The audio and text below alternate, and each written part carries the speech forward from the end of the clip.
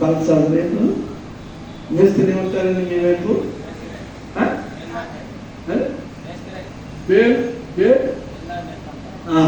వాళ్ళ దగ్గర గజింపలు ఉంటారు, తోకోకుండా ఉంటారు.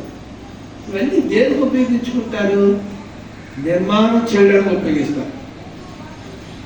కొన్నిసార్లు అది రూపుమాపడానికి కూడా ఉపయోగిస్తారు. మానవ జీవితాన్ని, నిర్మించబడిన జీవితాన్ని నాశనం చేయడానికి కూడా ఏం చేస్తారండి? కొన్ని ఉపయోగిస్తారు. అపవాదం చూడండి, అందులో ఒక ముక్క తీస్తాను మీకు, ఒకే ఒక హ్యాండ్ టూల్ తీసి మీకు ముగిస్తాను.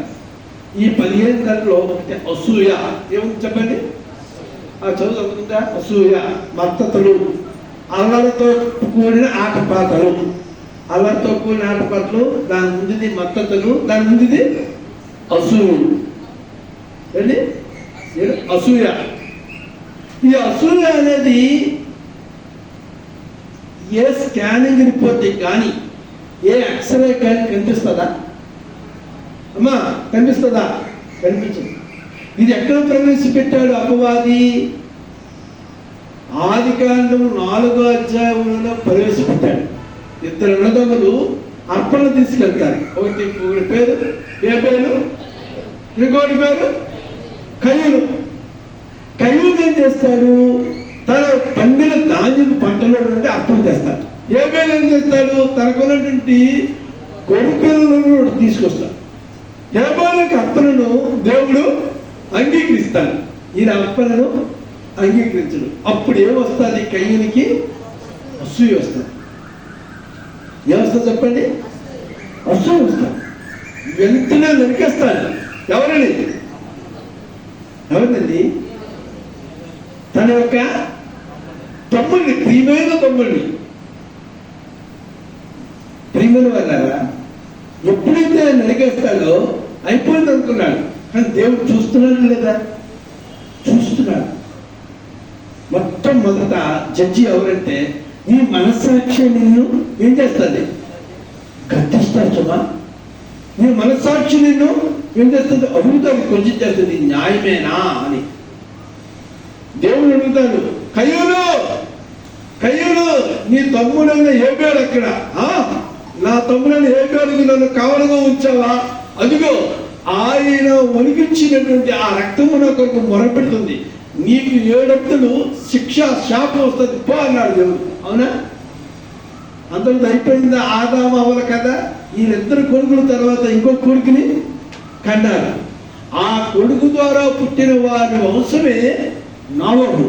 ఆ నోవహు వంశమే మనం. ఇలా అర్థమైందా? కొంచెం తొందర పడుతున్నాను.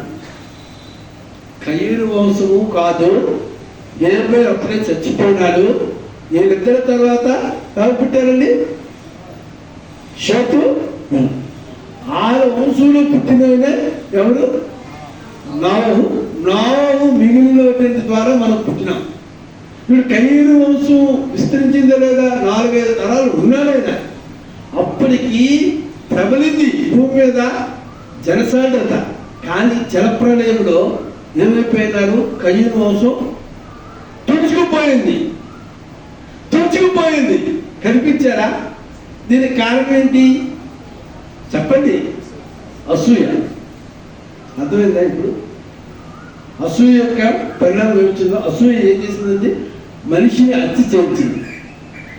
తర్వాత ఏంటండి? శాపాన్ని కొని తెచ్చింది. ఇంకేం చేసిందండి? ఆ వంశాన్ని దేవుడు తుడిచిపెట్టేశాడు.